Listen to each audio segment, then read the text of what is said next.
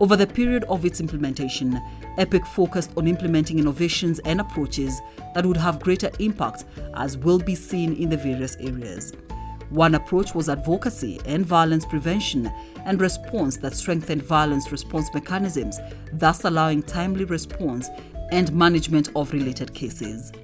Noting the critical role mental health has had, especially during this COVID period, EPIC prioritized mental health and ensured that peers' mental health needs were adequately addressed. So we have been working closely in partnership with the FHI 360 through the EPIC project, basically to address now the issues of access to justice and legal services, and also particularly on access to health services for the key population.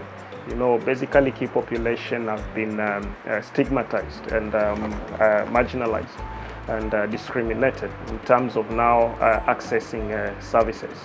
So this partnership has come to actually come together in ensuring that we address these barriers to ensure we have an enabling environment for harm reduction services to actually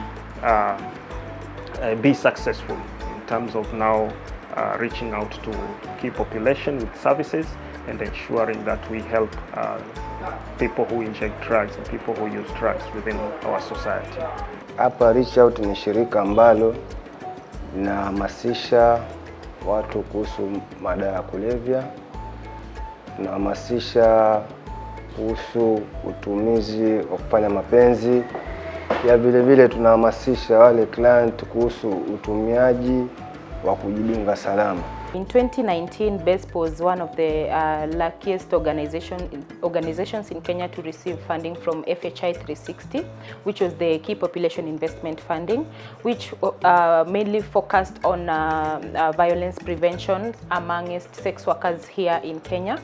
So through KPIF, BESP was able to train 10 paralegals who are aiding in following up of cases, cases identification, sensitizing on sensitizations of sex workers' rights in the hotspots.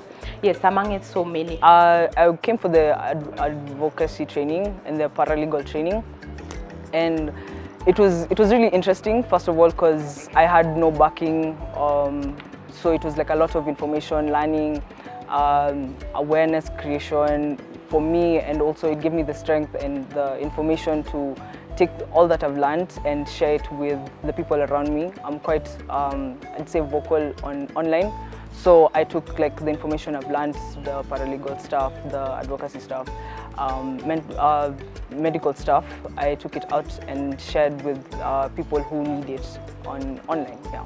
Through KPIF, BESP was able to get a mental health counselor who used to come here every Thursday of every week. Her work basically was to talk to sex workers who are experiencing or who are survivors of violence, or who are currently experiencing violence in their line of duties. We also used to have support groups for survivors of violence, which she also conducted the support groups of survivors of violence. Recent as 2019, Jinsi Yangu, through a number of advocacy efforts, as one of the many organizations that work on intersex, transgender and gender non-conforming persons, were engaging, pre-2019, have been engaging in various advocacy initiatives and advocacy campaigns that enabled or opened a door for Jinsi Yangu to be able to sit on policy making spaces around HIV programming.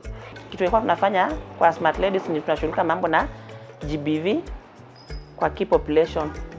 Tukipata sex worker mwenye amedhulumiwa, maybe amepigwa na client ama client amemuibia, tunamuonyesha hizo njia zote za kufollow, tunampeleka polisi kureport. Furaha yetu ni apate justice.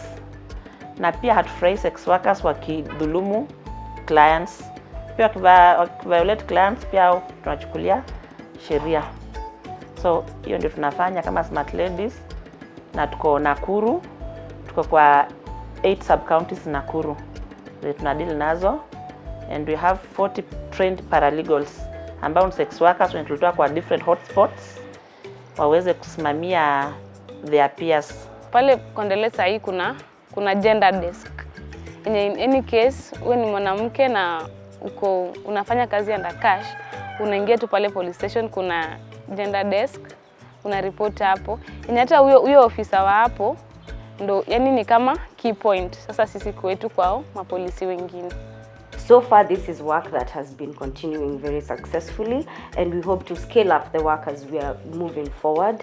One of the key things that we wish to ensure that is continuous is the capacity building. We can never capacity build enough people because we are just very nascent. We've been calling ourselves the new kids on the block, but I think now we have been able to settle in. But it is continuing to create these networks, these partnerships, capacity building, increasing knowledge, increasing skill, empowerment, and also just collecting data, which is something that is also very important, so that we can have evidence-based programming and continuing to work very closely with both county and national governments. My experience has been great.